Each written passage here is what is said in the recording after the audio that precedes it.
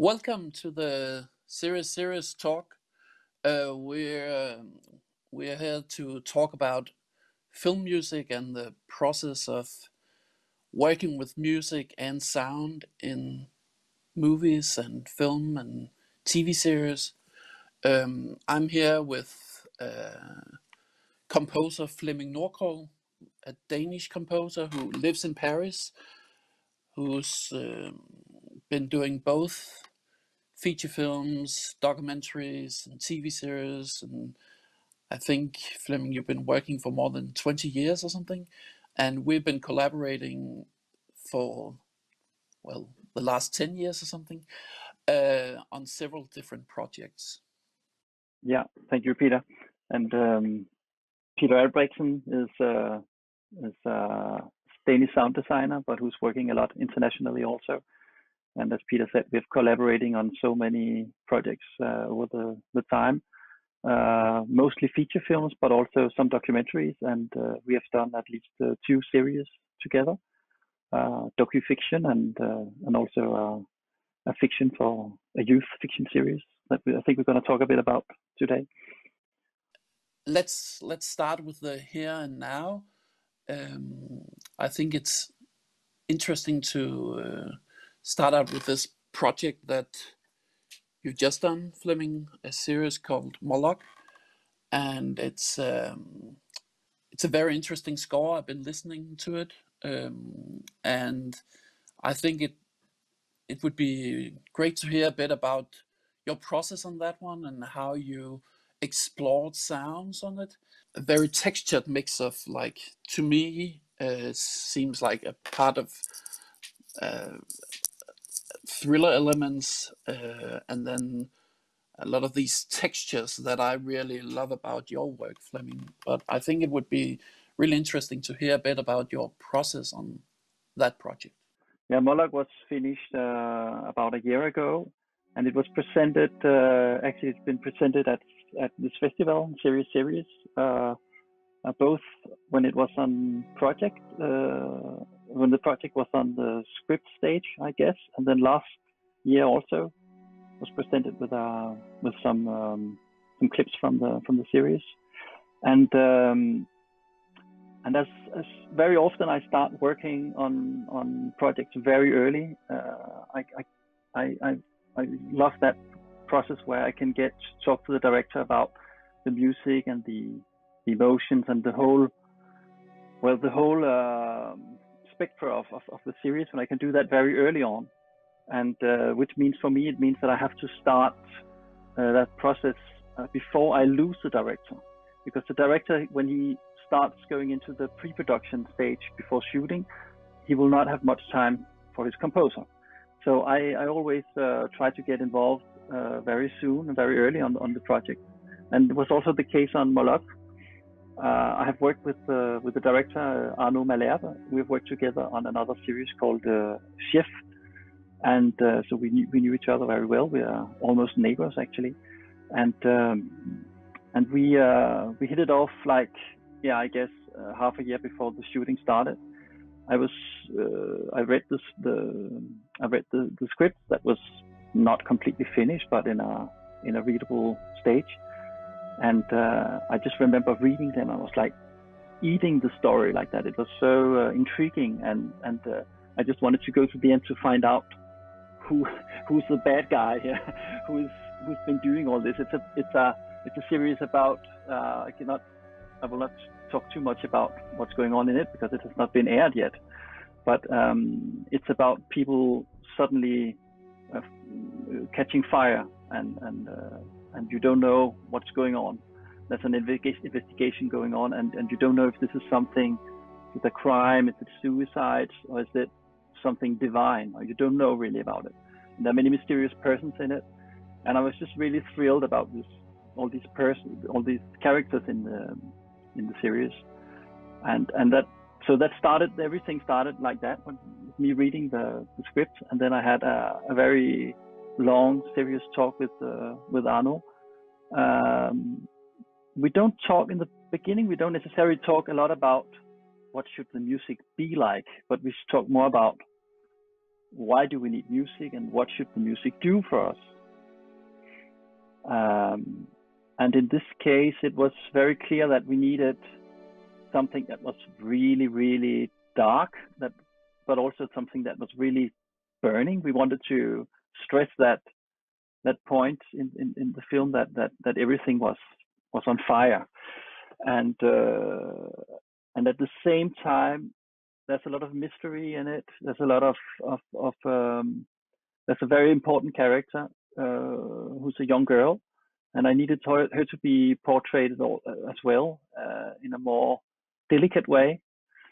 So it started off by talking about the characters, and I mean, I always, when I can, I always work like this. I work very early in the process, and which I guess we can talk more about later also, because I know, Peter, that you are advocating a lot for that, and from every time we work together, or almost every time, it's also from very early in the process. So let's go into that. But to stay with Moloch a little bit longer, what happened was that after we had this good talk, I was rereading the script, and I suddenly start getting music in my head. I start getting a theme. I wanted to have a really dark main theme, and it's very simple, just a few notes, and I was sort of figuring it out in my head. And since in the movie, in the series, I know that I knew already that we would have a cello player in the picture, because one of the main characters' wife is playing cello, and it's quite an important part in some of the episodes. And we also had already decided or the director has decided Piazzolla piece for cello that he wanted to use. So I thought, okay, let's do that then. Let's try to put things together and make some evil cello. And I'm not a cellist myself, but I do have a cello, and I start fiddling around with it to see how can I make a cello burn without lighting it up. I can show you that. I'll just get it. So, as I said, I'm by no means a cello player, so everyone who knows how to play cello can laugh. But if you have the darkest sound possible on the cello, it's normally a C. But I wanted to know I'm also a guitarist, and I'm used to play with the strings very loose sometimes to get a sound that is much more round, and I wanted to try what could happen on the cello if I tune it down. You see, the strings is too slack now, so I cannot get any sound of it. But where's the point where how low can I go and still get some kind of note on it? And I ended up on an F, like this, and then I just start playing my theme.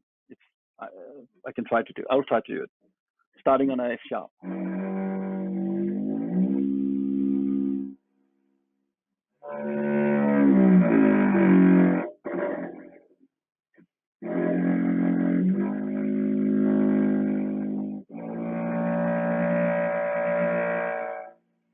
So that's basically it. That's the main theme, played really low. I'm hoping the microphone would picked it up, because it's so low frequencies. So I was basically, what I did was I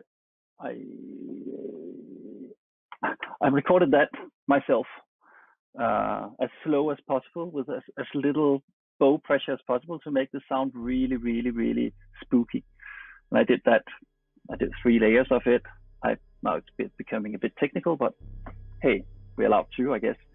So I recorded it 3 times on top of each other, and it moves around because there's these glissandos between the notes, which will never be completely precise. So it gives a lot of microtonality, and I start doing a little bit of overdrive distortion on it to saturate the sound. and it just becomes really mean and burning. And I just felt that this was the texture that and the theme that I could use for Moloch.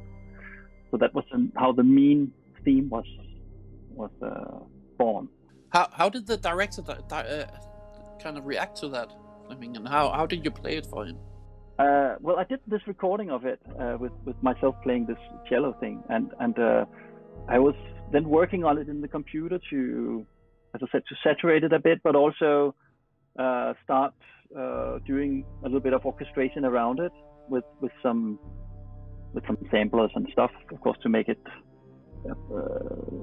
possible to present it to him. So I did some orchestrations. I blended in some very low brass and some other string instruments, so I just did that, and I sent it off to him simply as a little mix of that, and he was really happy about it. Said he was really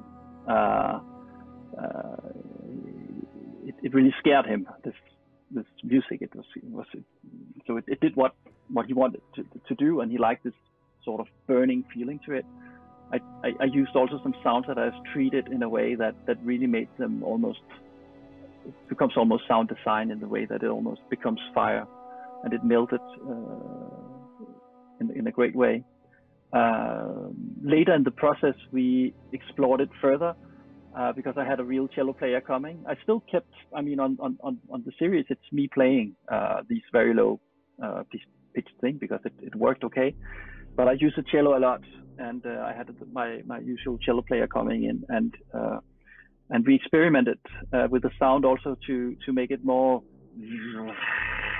have some kind of some kind of burning or evil resonance to it. And so we ended up putting some aluminium foil around. Well, I don't have any aluminium foil, but I can show you here. We put on some aluminium foil down here, and it just made it really. Whenever the string vibrated, it would hit the foil, and it just became really dirty sound, but it's very organic at the same time. So it had a really great, gave us a really great texture. We can see a little clip from it if you want. I have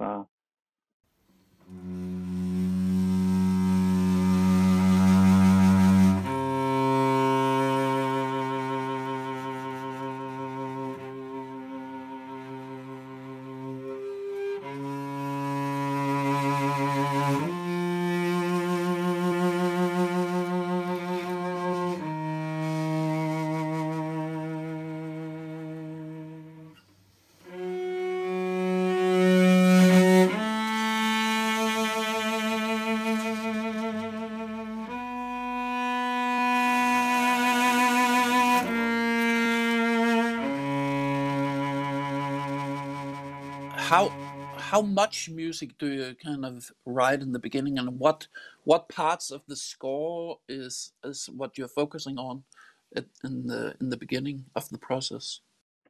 Yeah, I always start working very globally on when I read a script.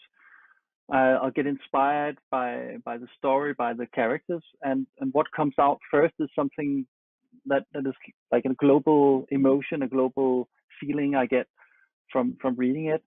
I'm not working directly with one particular scene in mind or anything like that. I have to do something really globally that will sort of give me the DNA of the music. It will give me the building blocks that I can then use for the rest of the score, basically. In regards of Moloch, I started with this main theme, very dark main theme. But as I said, I knew that I would need something very light and very almost like angel-like for our young character. And I wanted that, in this case, I wanted it to be really, to be like an inversion of the evil part. So I basically wrote the theme by taking my dark theme and inverting it in a way. it should be possible to, maybe we can hear that. So when I had these two things worked out, I continue writing stuff that I thought we needed, and I was, of course, in collaboration with Arnaud. I talked to him about where should I take the music from here? What would he feel were needed? And he talked about the idea of using, first of all, very natural sounds, very organic sounds. He wanted the music to sort of reflect not only fire but also other elements, like we are on board. We are a lot of the times we are just on the seaside, so the music could also have waves in it, not literally, but the music could do some musical waves, and the wind. So I ended up using a lot of bass flute on it, because it has this very mysterious sound, and I could have it played really softly with lots of air, so it sort of reflected this element of the wind also. And every time these kind of conversations, when Arnaud says that, of course it inspires me, it gives me new ideas. So, oh yeah, but so we could do with bass flute would be great. Then I start thinking bass flute, and that gives me another theme comes out of that. It's really that's what I love about doing film and series, is that you have this, it's a teamwork. So you talk to each other, you inspire one another, and before the shooting, I had quite a lot of, maybe like 6 or 7 sort of themes written for the series, and which I presented in of course I didn't present it with the final recordings, but I did some mock-ups in the computer, and I presented in that way. So when a director is directing you about music, are you talking about music, or is he talking more about in the script, in the story, or the atmosphere of the thing, or how much do you talk literally about music, or is it more like setting a mood for you to like be creative from? Yeah. Of course, it depends on the project and on the director. Some directors will be more specific in their musical wishes. It depends, but in the case of Arnaud, and which I think is what happens most of the time, is that we starting out just talking about the film, the series, the moods, the characters. And we're not talking specifically about music, other than why do we need music? What should the music do?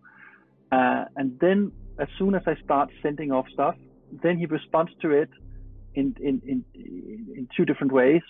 One is how he feels about it, but the other thing is also he responds it in more musical terms, that I like that sound, or could that sound, I think we could use a lot.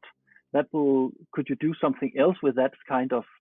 And when I say sound, it's not necessarily meaning a cello. It can also be the way that the harmonies are written, or kind of voicing, the kind of tonality of it, the tone of it. And so we start getting into details, and sometimes it will also lead the director to think about music, and he starts, he will find some music that he says, oh, try to listen to this also. This made me think about this piece of music, and he will show me something where he thinks that's a tone that he would like to incorporate in what I just did. And so we start talking more about music also. But I guess I try always to for a very long period in the process, and actually also throughout the end of the process, to talk as much as possible about what's going on this. What do we see? What do we not see? But what do we want to hear, to feel? More about that than I talk about the actual music. That's, of course, generally speaking. I'm also saying this because for me, as a sound designer, I often feel that directors inspire me more when they talk to me about the atmosphere or the emotions of what they're doing, more than the actual sounds, because it feels like I mean, what we're doing with music and sound is so much based on emotions. It's such an emotional thing, and it's also a very subjective thing. So it can be very hard to kind of say, um, I want a dark sound. So what is a dark sound? It's always like, um, it's interesting to talk about. Okay, what is the almost like the atmosphere and the headspace of the whole thing, and how what what is the way to explore this, and how do we build up a kind of almost like a feeling of being inside this story. So it's not just about specific, like small specific details, because usually we will figure those out. I feel that often the hard thing is to kind of find the general kind of the general feeling of the film. And I feel that, I mean, the more that we're almost like, I mean, sometimes I'm thinking like a little bit like actors who like actors talk, or actors say that they really hate when it's all about like going from one spot to another spot, and that the acting is just about like walking from one spot on the location to another spot on the location. So it's not about what they have to do or think or feel. It's just about the actual kind of practical movement. And I feel that that's often the case with sound and music as well, that if it becomes too much like we start there and then you just have to go over there, it gets a little, it gets quite limiting, I feel, and not very inspiring. But how do you see that process, Flemming? No, but I'm very much I completely agree to that. I mean, I feel that when I notice that whenever a director is trying to really take over that the part of almost writing the music, is that we do like that, do like that, do like that, I completely lose it. And I think when I've worked on projects where the directors were very, it's not about they can be specific later on in the process. It's okay to say I hate French horns. I mean, that's no problem. But when if they're trying to be too precise at the beginning, too specific, to no, you should really do like that, I will not be able to explore how do I feel, because the first thing, of course, the first important thing for me is, what do I feel about this film? What are the emotions that comes out of me when I read the script, and of course when I talk to him about the important emotions for him. So all this whole process is going through, and if they're trying to be too much, like you say, like do like this, do like this, do like this, it sort of kills the music. And I can just feel that when it happens that directors are insisting too much, I'm not doing my best. And it's not because I don't want to, but I'm not as inspired. So it's very simple like that, because music is something that is so difficult to talk about and difficult to touch, even for us. I mean, composers or sound designers, we have a difficulty of talking about these things because it's beyond words in a way. And I just need to be in the film, in the series, in the story when I start working.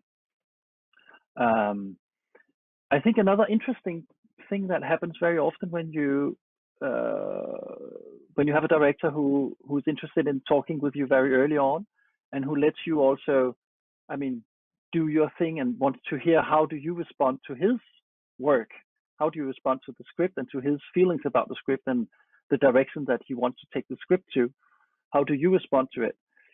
And I think these conversations I have with directors, where we talk about the script and we talk about also the feelings and the emotions in the script, what happens very often is that the director will start thinking in a little bit, he will start thinking a bit different way about his story. Sometimes he will find places where he says, oh yeah, with this kind of emotion, I should leave this scene a little bit longer, or I should change this a little bit, the color of this, I should tell the actor to hold this a little bit longer, not necessarily to make room for the music, but to make room for the feeling.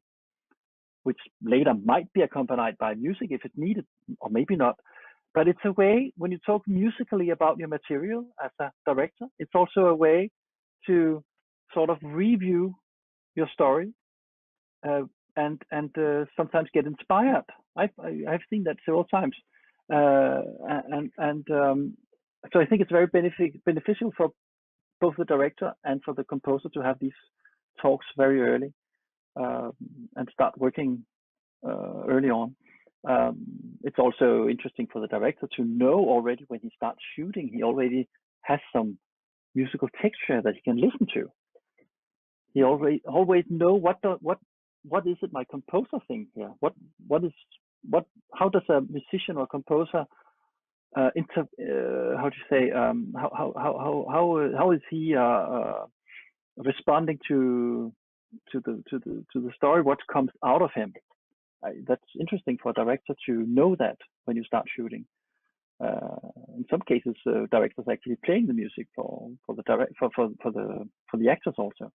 There's this story about the Conversation by Francis Ford Coppola, where David Shire did a really, I really love that score. It's like a piano-based, very kind of melancholic, very beautiful score, but very minimal, very, very minimal, and kind of held back. And it's kind of like, it's because of its minimal nature, the emotional trajectory of the film feels stronger, actually. And the story goes that Gene Hackman heard that music, and because it was composed before they started shooting, and because he heard that music, then he was like, okay, I'll play this role internally, so I will have as little kind of movement external, but a lot of like all my emotions go inwards, and it makes his character like really complex and super fascinating, because suddenly it feels like there's more to this character than what you see. You can really feel that so much is going on inside, and he's not like physically doing all kinds of things. He's actually like really holding back all the time, and that came from him hearing the music of David Shire. And I think that's, for me, is a great example of how acting and music can kind of inspire each other. And also how we could also talk, I think we should also talk about how sound and music inspires each other. Because I know when we talk about this going on early in the process, I mean, you do that. I know you do that as well as a sound designer, which might be, I'm not sure, but I might be even more rare that a sound designer works very early. But I know that you are very much inciting your directors to the script writers to write sound in write soundly scripts. Can you talk a little bit about that? I really think that the more that we all collaborate as early as possible, the stronger the final result will be. And for me, yes, I'm a part of the process very early. I start reading early versions of the script and start having talks with both the director and the composer about how to approach this sonically. So both with music and sound, and how to develop a kind of like a sonic universe for the film. And I think it's really important to also just think about, okay, how do we set the different scenes in the script? Is this going to be a loud scene? Is this going to be a quiet scene? Are the actors going to whisper? Are the actors going to shout? Are we playing this in a noisy environment, so that means that the actors have to be very energetic? Or is this happening in a quiet place and the actors can hold back on things? Sometimes when I get a script, I like to get it as a Word document, and then I sometimes just like pull out all the dialogue and then leave back all the descriptions of what's going on, just to see, so what is actually going on in these scenes? What is kind of like, what is happening beyond the words? Because I feel that sometimes script writers hide behind the words in a way, so that you have a lot of things going on with the dialogue, but in the end, it's, I mean, quite often when you're then doing the picture editing, then you realize there's too much talking. You take away the talking, and then you make it much more minimal, because you don't need to say everything. The movies are stronger like if you feel them instead of thinking things. So I feel that often, like in the script process, it's interesting to kind of take away the dialogue and just see what is there. And I feel that the more that the director and the actors are aware of kind of the sonic identity of the scenes, of the general film, then that really influences on the acting in a great way, and also influences on cinematography and production design and etc. And just as cinematography and production design inspires me, so I feel that the earlier we start talking about these things, the more we open up the kind of the creative discussions and the creative possibilities of what we can do in a film. I just did a feature film that is coming out now, that where we did something new, that was actually doing some sound sketches while they were writing the script. So we took some visual material from some other films, and then we did sound design sketches for these, because we felt that these sounds were going to be a part of the script. So the scriptwriter wrote those sound sketches into the film, and then they shot these scenes so that they fit with the sound, instead of the other way around, where usually they shoot the scenes and then you make sounds fit those. So it was almost like how Sergio Leone did when they were shooting Once Upon a Time in the West, and Ennio Morricone's music was written beforehand, and then you were shooting the scenes so that they fit with the music, and it's incredibly musical. So this we did with sounds instead. And it was really interesting how it didn't just inspire the actors, it also inspired the cinematography and the production design. And we all met in my studio where I'm sitting right now, and we saw these sketches, early sketches together. And it was really, really inspiring, because it started, I mean, you start talking about film language. When you start talking about sound and music, you start talking about the language of the film, the cinematic language, not about the words and the basic plot, but you talk about the emotional. And I think that's incredibly important. And the earlier you can talk about these things, the stronger the result is. But Flemming, maybe we should go on to talk a little bit about some of our collaborations and how we've done those, because even though we kind of have I mean, now we know each other very well, and we've been working on several things together, but still the process is never exactly the same. We always we try to develop things and try to do new things. I'm thinking it would be interesting to also talk about how the different projects kind of give you kind of different creative inputs, and how what you feel as a composer. I mean, what is your kind of dream scenario for working with a sound designer and working with a picture editor and working with a director? A dream scenario. I'm not sure if there's one dream scenario, but as I said, I think the most important thing is it's about inspiration. So how do you get inspired? And the first thing, of course, in these collaborations is to work with people who is able to inspire you. people who is really involved and who has really understood what they're doing, and who's willing to share and interact. I know this is a little bit vague because I'm not sure about which process is. There's not one dream process. What I like a lot is, as I said, I like really start early on, and it means also that very often I'm starting before the film editor, the picture editor. But sometimes the editors are involved also early on in the script stage, and we talk about I talk about music with them.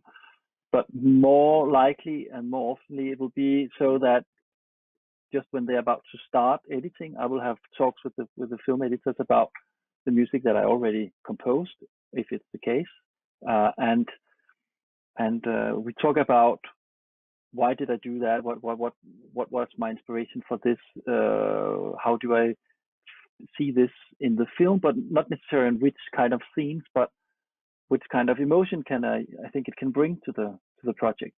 And then I really love when editors then start using the music. They're just throwing it in and cutting some of the scenes to it, or they throw it at some scenes they have cut.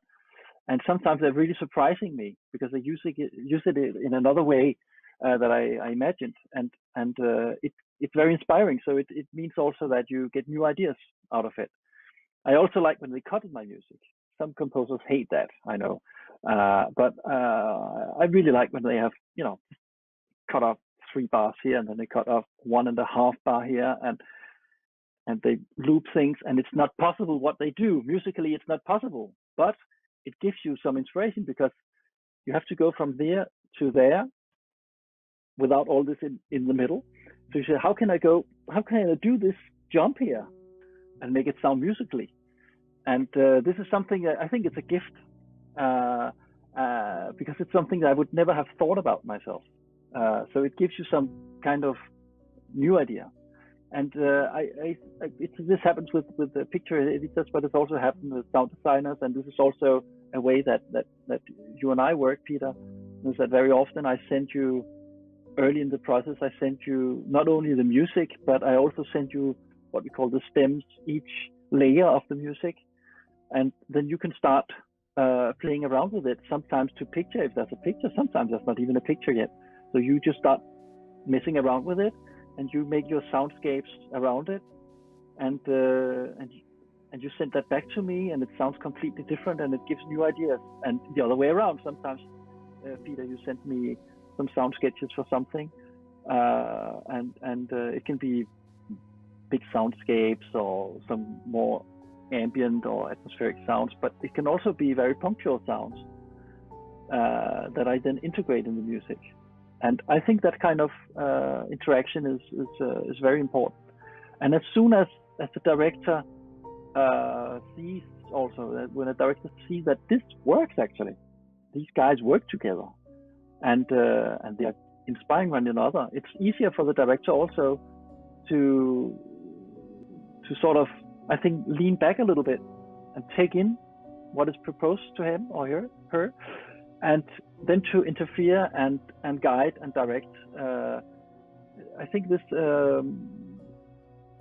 kind of, when you're always trying to make the other one looks better, you're always trying to take the best from what one has done. And it's also about, because we cannot be geniuses all the time. Sometimes I write something that is not that good, and then maybe some kind editor or some kind sound editor would, sort of tell me that maybe we're not going to use this, or the idea is maybe good, but and it's also about making the other one shine. Take the best parts of it, the part that inspires you use, and you make it grow.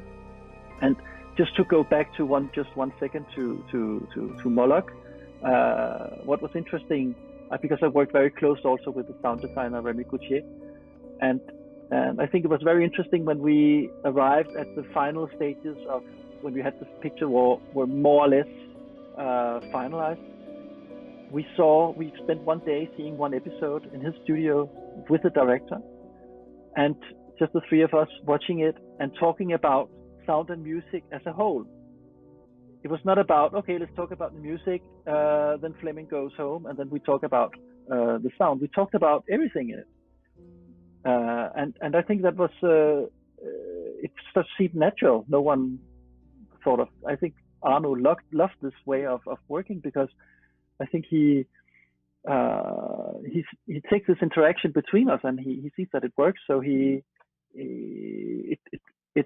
makes it in a way easier to interact also, because you can, if there's something that you're a bit of, when a director is in doubt about if the music works, is it necessary, then the sound designer is also there, and he can tell, well, I think it's because of, we can take this out of the music and I think it will work better, or maybe you should try leaving it out because I have another sound that we can try out. And we do this together, all three of us, in a very open way, and it gets us. I think the result is more homogenic in a way, and the same the other way around. I also interfere in the sound. I also always say, yeah, I feel, this sound gets too much, or you can push it a little more, or, we interfere with each other, and we see it as a teamwork.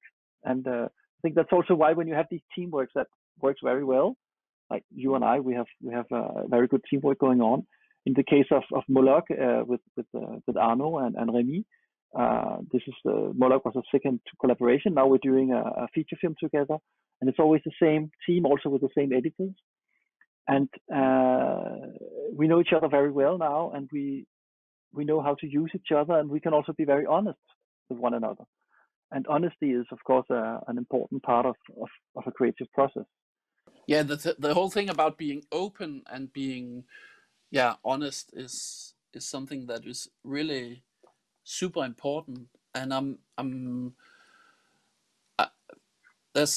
I often feel that if a director comes in and says, well, not completely sure about that, but okay, let's do it, then that's always, at the end, it's going to be a problem, because there's never made any kind of decision, and it's sometimes it happens because in a way there's some kind of insecurity. And I feel that one of the great things about really tight collaborations is that you can show your insecurity and not worry about it. It's okay to say, I'm a little insecure about this, could we try out something? That's much better than saying,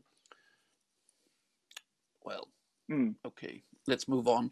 The thing is that as soon as you show to each other that you're insecure about something, then it's also okay to talk with each other in a way where you're saying, maybe you shouldn't do that, because how about moving the dark shallows here, and then my dark sounds can take over instead of those colliding, and so on. I mean, this thing where you actually have a dialogue about everything, I really find that so incredibly important. And it's something that I feel that the better we all are, that the directors and the sound designers and the picture editors and the composers, the better the process is. And it sounds very easy when I'm saying it now, but it can actually be really hard.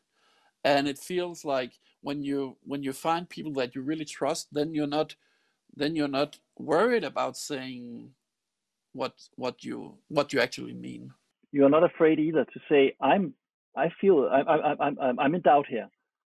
I mean, when we work together and I send you off stuff, I'm not afraid to say, I'm really not sure what to do in this scene, or I'm not sure about this theme at all. How do you feel about it?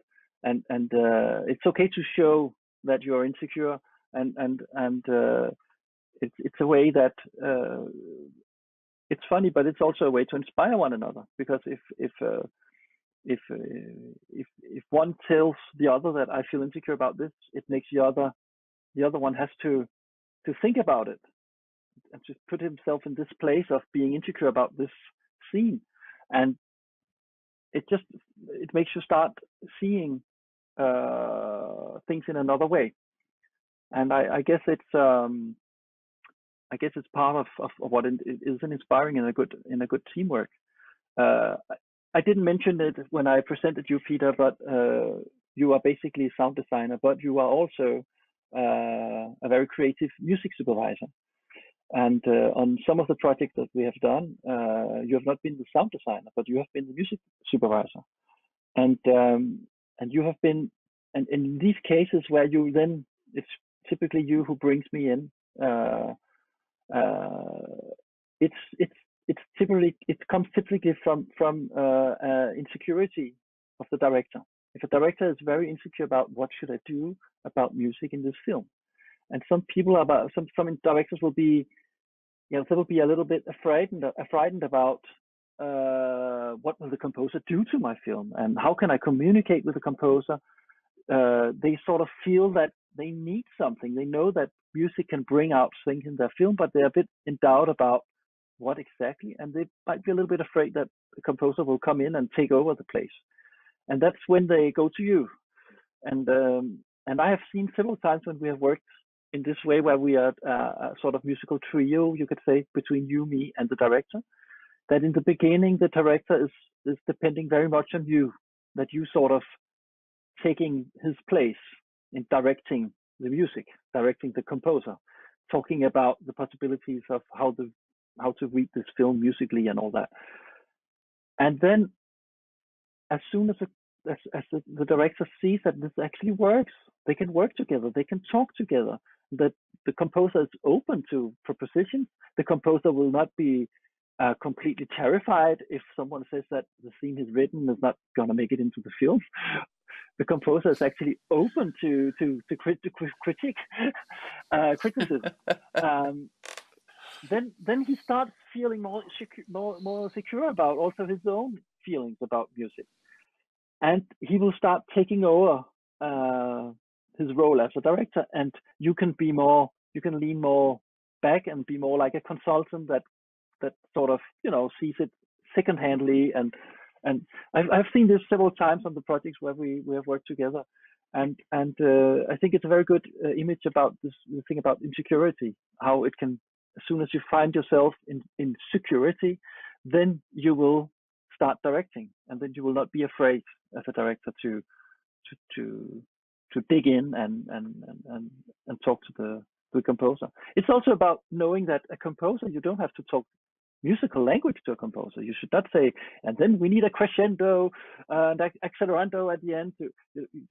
No, don't ever do that. Just talk about feelings of it. Yeah, I want it to be more, have a larger impact at the end, and it could be faster. The whole scene will become faster and faster, which does not mean that the music has to do. But as soon as you start talking specifically about music in musical terms, then you sort of taking away some possibilities for the composer. You sort of limit the composer, and you don't want to do that. You should broaden the possibilities. This is the great thing about music for picture is, from the composer's point of view, is that everything is possible. I don't have to work with an orchestra. I don't have to work with two oboes. I can mix it. I can work with electronics and some strings and guitars, and I can make percussion out of two pieces of wood. Everything is legal in a way, and that's very inspiring. There are no limits, and most directors won't ask you to limit yourself in that way either. So it's about to not limit. You should not limit the composer too early, at least. Of course, it can be fine to say, yeah, I don't want the big John Williams orchestral sound. Here we have something minimal going on. That's perfectly fine. But still, you should be open for as long as possible. I think it's really true that for me the process is so much about like also supporting each other, and then for me, when I'm a music supervisor, like really supporting the director and kind of giving him or her a kind of a safe ground, like feeling that okay, you're finding a vocabulary about the music, like for example, when we did Shine Your Eyes, this Brazilian film that went to Berlin Film Festival earlier this year, I remember like starting out in in a place where it was very unknown, kind of like what should happen with the music, or how should the score be? Should it be like only 2 minutes of score and then some songs, or should it be like very textured and not very melodic? And what kind of direction should we go? And I mean, then it was really about like slowly developing something like, and here this thing about you being able to compose sketches, ideas, musical themes, musical ideas from very early on was incredibly helpful, because you could get like rough edited scenes and start like just building some ideas. And then I remember these days where we all met in Paris together, like the director, you and I, and just like we had this long kind of process of kind of trying out different things and how to do things. And then because of like this feeling of like, it's almost like friends slowly becoming friends in a way, like it's this feeling where you're kind of you're getting to know each other. And then the director knew me from a previous project, and I was like, I really feel like Fleming is just like the perfect kind of musical companion for this film. And the way that we then um, slowly build a quite unique kind of sound for that film, where we both use some of the earliest ideas that the director had, but also built on that and kind of did so many different things. And then at the same time, the music really ended up also like inspiring how he edited the film, and that process is so interesting, where you start out being insecure, but then you get to know people, and then you have this trust. And I think that trust for me is just like a really like a key element in a collaboration. And it's interesting how like you you you have a very kind of like Shine Your Eyes was a very emotional story, and I felt that the music should really like um, work with those emotions, but not in an obvious way. And that was one of the things that the directors was worried about, like in the early stages, that he didn't want just like a classic score. So I really love how um, a lot of directors nowadays, and I mean, when listening to your work, Fleming, there's generally just this feeling about like that you have melodies and you have themes, but there's also this incredibly textured element to the music, which I think is really making the music come alive in a very special way. So it's not just a melody that you put on top of a film. It's a piece of texture that also goes into the film. So it feels like that it kind of it melts into the images and melts into the film, so that you have an element here, but you also have all these elements that kind of I mean, they seep into the film, which I really like and which I thought worked very well on a film like Shine Your Eyes.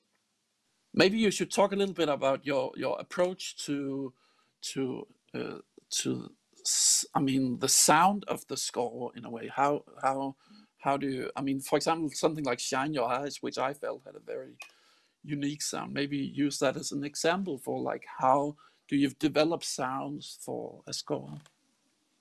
I think as I said, it always starts with a melody, almost always. I never start writing music in the computer with dialing up some sounds. It comes later. When I first have my sort of a theme can be many things. A theme can of course be a whole like a song, with A and B pieces and a bridge and a lot of harmonies and stuff going on. It can also be a very very simple five note theme that's repeating twice and then a little thing at the end, and that's it. It depends. But I always start writing out of the computer. I'm just basically with pen and paper, and I'm a guitarist. I use sometimes the guitar as a sort of helping hand, or sometimes the piano. I'm really not a pianist, but I can sort of go my way through it. And I use that as a kind of way to find the themes, the melodies. And then I'm not quite sure what happens, because I go to the computer with it, and I have this. It's all about hearing things in your head, basically. First, I mean, as I said, when I read the script or after the conversations with the director, I just start getting ideas. And so as when we talked about Moloch, it was this very dark cello thing that would not even be able to come out. When we talk about Shine Your Eyes, there was one idea that was done to me by the director. It was that because we're talking about two Nigerian brothers in the film, these are the main characters. They used to play in a band together that played African high life music, which is very high pitched guitar way of playing. Electric guitars, and he really wanted that to reflect in the score. It's not because he wanted the score to be high life music, but he just thought of it could be great if that sound was present. So I thought, hey, that's a cool idea. And so the little theme that I developed, I first did a sketch on guitar, and then I just start layering stuff. I start hearing ideas of okay, in this case, I remember. I thought an electric piano could work great in that style, and different ideas of texture comes out. Again, the director also gave a very great idea about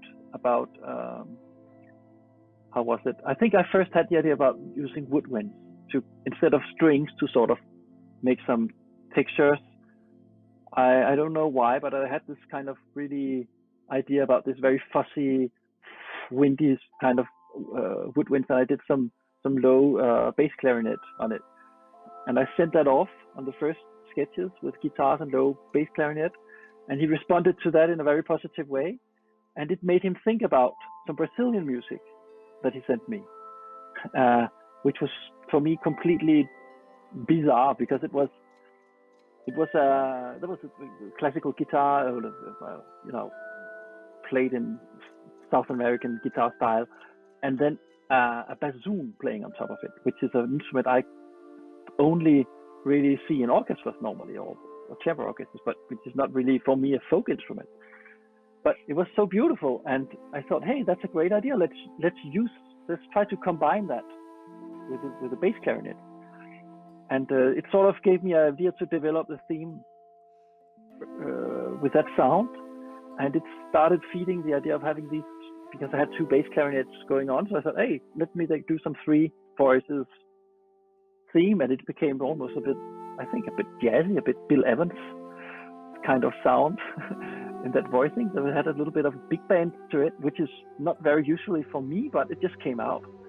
So it's a good question about how do you go on in the search for these sounds, but I just think it sort of develops in a way. I just hear it in my head, some kind of sound, and I try to reproduce it in a way. And very often I reproduce it with what I have at hand, because I need to show it to the director. So I reproduce it using my cello, which I cannot play on, but I can make some sound on it.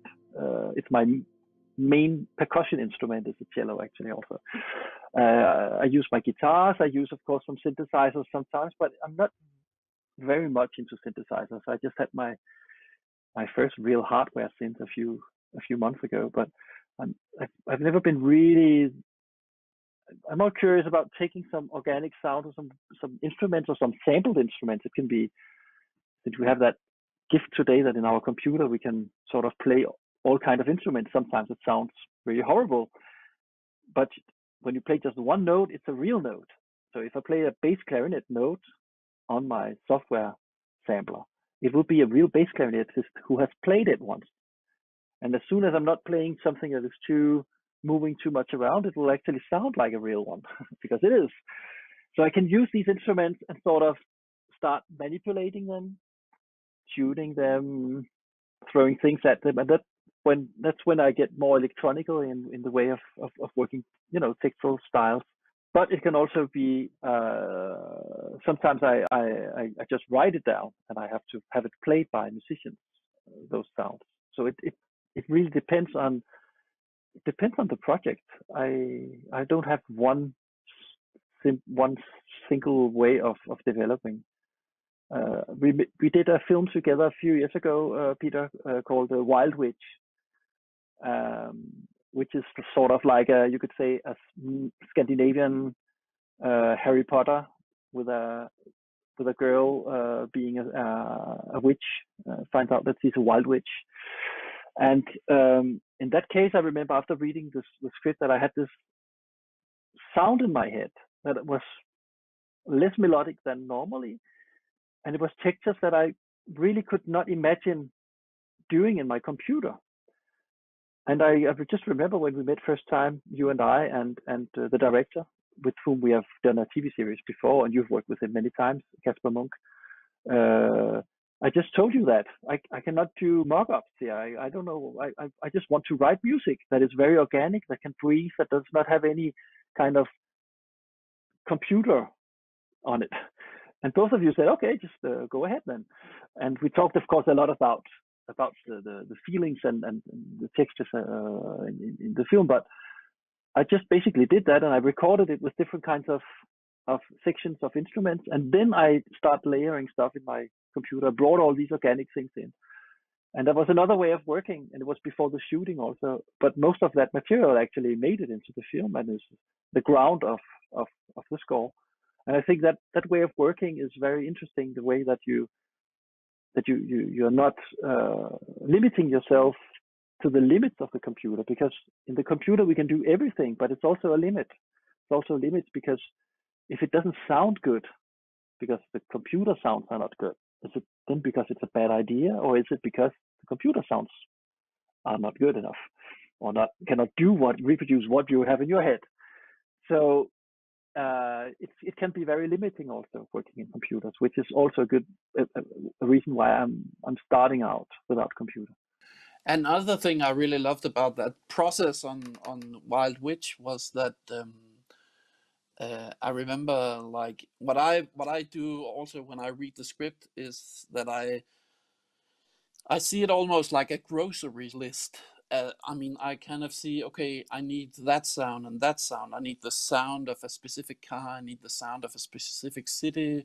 I need, for like something like Wild Witch, we needed sounds of cats, of a lot of nature, a lot of different nature recordings, and we needed bird sounds. And for example, I remember, like, we recorded like wing flaps, like birds, like and then passing those on to you, and then you actually use those as percussive elements in your score.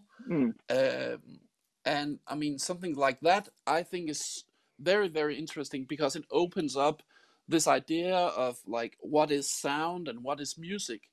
And I often feel that the more that the music and the sound is integrated, so that you almost don't notice, like, okay, here comes the cue. I mean, that it almost kind of just grows from the sound. And I like that kind of feeling where the things melt together. Of course, you sometimes need to like have music like up front, and it really like has a lot of power, and it really like shows itself. But I feel that very often, especially in emotional cues, I love when the textures of the music and the textures of the sound design melt together, so that you don't really realize, okay, so suddenly the music is playing, and it's, where did that come from? I often feel that kind of brings the film or the scene, the sequence, to another emotional level, where you're not aware of, like, the music is there to guide your feelings, it's there to support your feelings. And I think that's something that's very difficult to can be very difficult to do. Like, okay, how do we make sure that the music is not dictating your feelings, but that it's supporting the feelings that's there?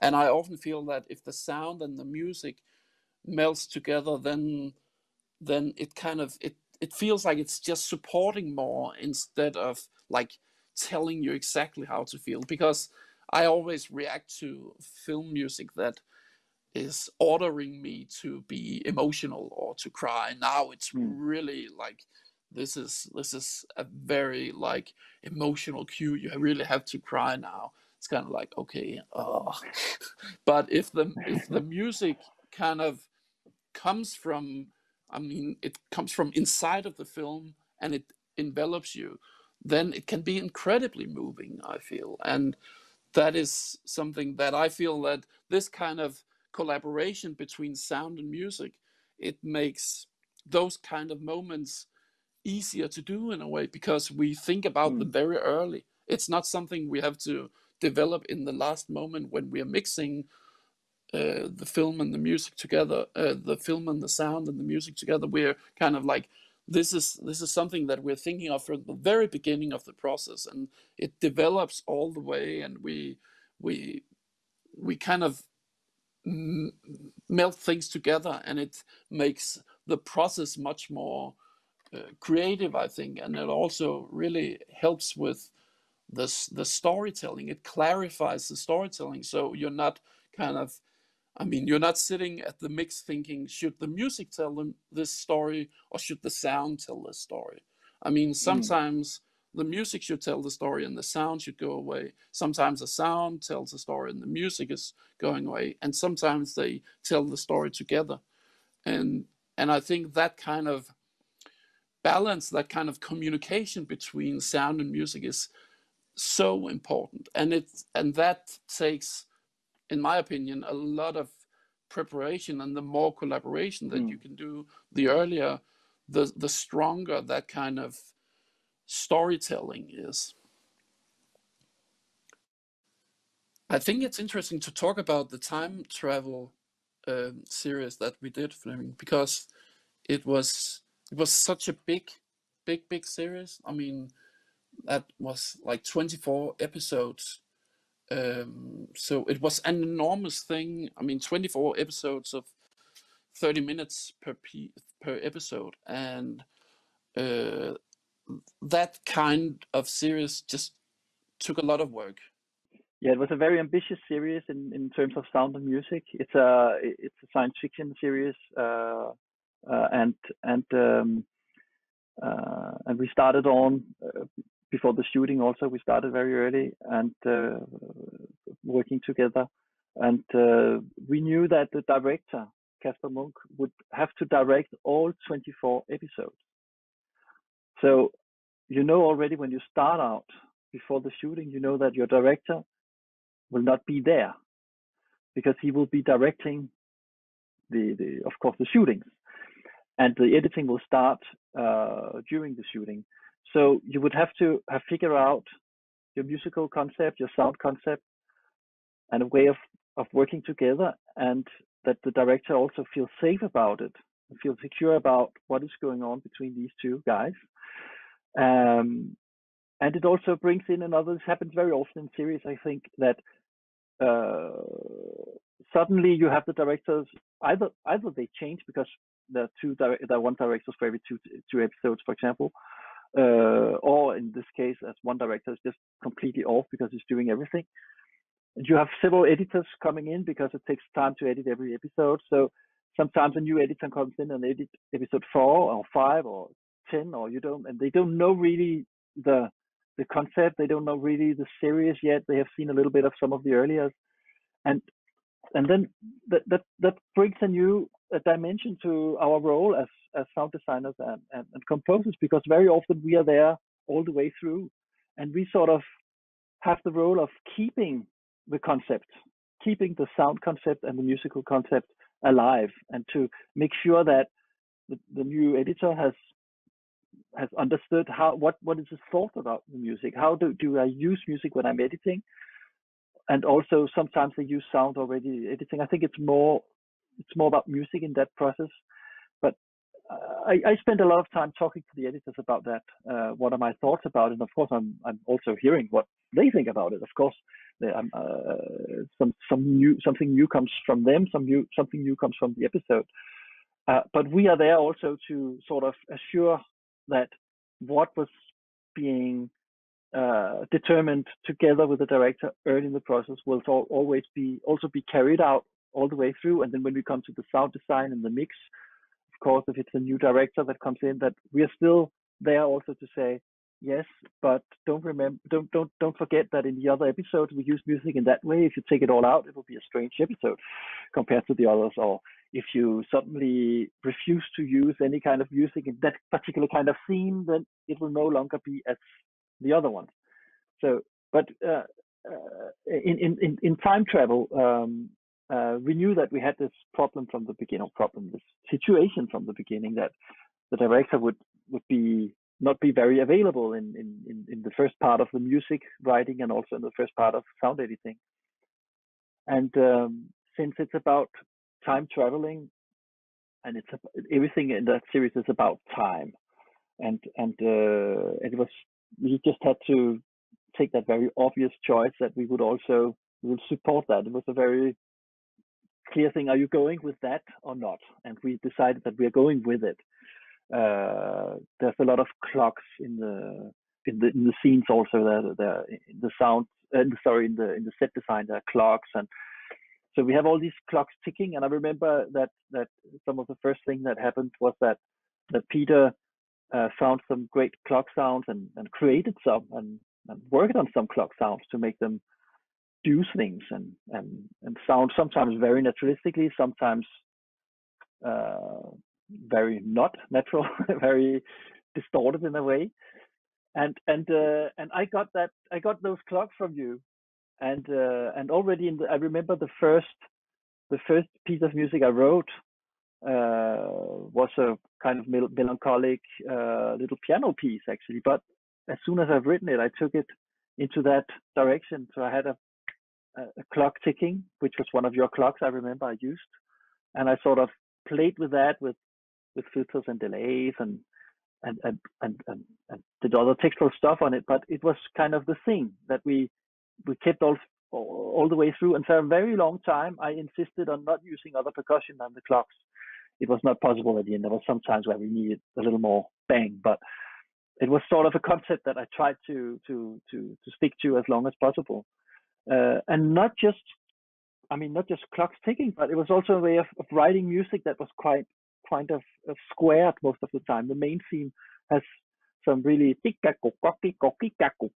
going on in either in staccato strings playing it, but it's also sometimes it can be synthesizers, or I have different kind of pianos or whatever playing it. But there are a lot of the pieces I wrote for that series has that ticking effect in it, even if it's not the clock being there. But yeah, it was a really interesting process. And then we I also remember like that was also a process where you started out writing themes, but then what you did was this smart thing that you also mentioned, that you deliver pieces of music that is already in stems, so that they're, I mean, you can hear the different elements, and then it's easier for the picture editors as well to kind of use the same kind of pieces but in different ways, because suddenly you can just use the guitar, or only use the piano, or maybe only use the percussion. And that meant that you could develop things quite a lot, like already in the picture editing. And then you, me, and the director met and had we went through, I think, the first 10 episodes or something like that, to kind of say, okay, so now we've done all these, and it's kind of, we like this, and this is something that we like how this is working, and then that became then the blueprint for the rest of it. And then it was almost just like, also because the director was so busy with visual effects that he didn't really have time for the sound. So he really trusted my instincts also. Like he almost, in the end, he only came in for a few screenings and like a pre-mix screening and a mix screening, and that was about it. But we had some specific episodes that we knew took some extra work for music, and you can very early in the process, at least for something like this, where in the script it was like about, there was a music, like a concert going on, and there was some specific musical cues that we had to think about. So you then work on those with the director. But then some of the episodes that are more like, okay, we need to just do what we do otherwise in the series, then a lot of that work was done just between you and I. And that didn't make it less creative. We could still kind of get crazy ideas and try something out and so on. But I think it's very actually a great thing for a director to kind of feel that, because all of us has been in the process for so long, that there's a trust. That means that also just production wise, that it's possible to do something like this with 24 episodes, because otherwise it would have taken like a month more or 2 months more if the director felt like, okay, I had to greenlight every little specific note that Flemming is writing. If that had to be done, that would take a lot of time. But now, because we've been developing it for so long, both the music and the sound, then it makes the production, the production of the flow of the post production, it just makes it much more easy, and without kind of compromising the quality at all. Yes, exactly. But this is only possible when you start early, of course.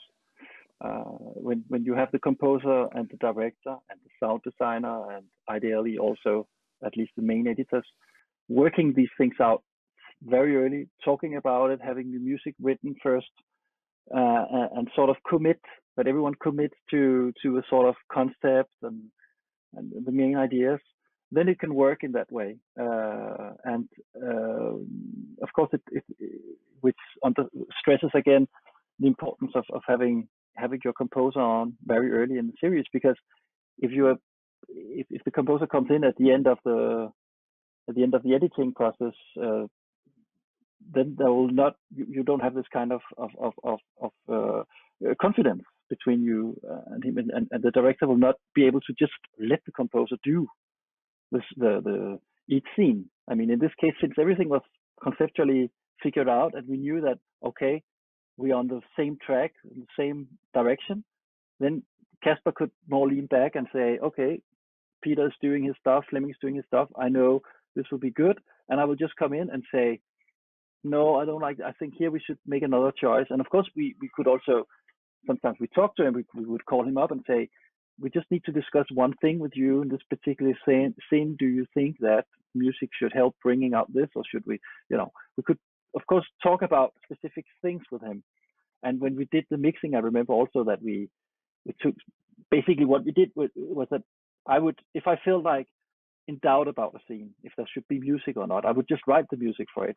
And then I would say, I'm not sure if we need music here, because we just had a lot of music here and we need to breathe. But at the other hand, there's some important emotions going on. Or then we would discuss it in the mixing, and we would take a piece out, or we would leave it in and maybe take another one out. Or but I would just, to be sure, better safe than sorry. So you would prepare a little more. And I think also you, Peter, you had some scenes probably where, I don't remember that specifically if we did that, but I guess that's part of the process, that we take things out also. And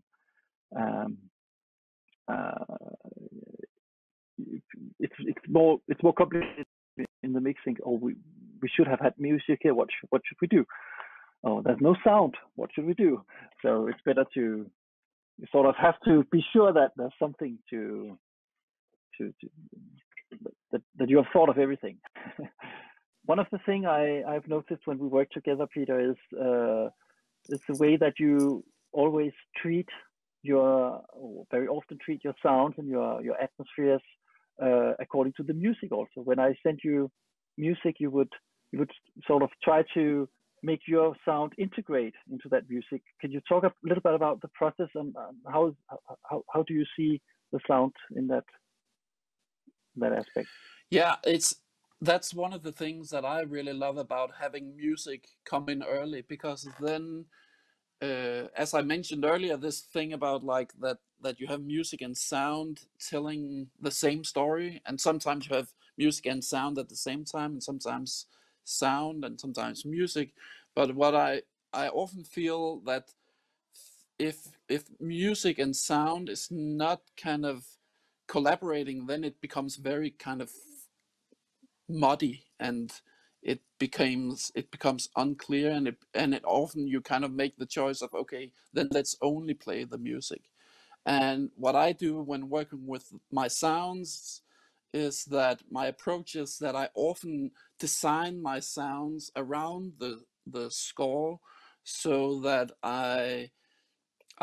if there's rhythmic elements in the background sounds, like a clock, or like cars passing, or a bird tweeting, like, then I cut these sounds so that they fit with the rhythm of the music, or they fit in the spaces or the breaks in them. And I also make sure that I pitch my sounds so that, I mean, sometimes you want to have the same kind of tonality in the music as you have in the sounds, but sometimes it can also be a dissonance. So there's something great about the sounds being in another tone than the music, but being aware of like the tonality of sound as much as the tonality in the music, I think is really important. So I spend quite a lot of time on that.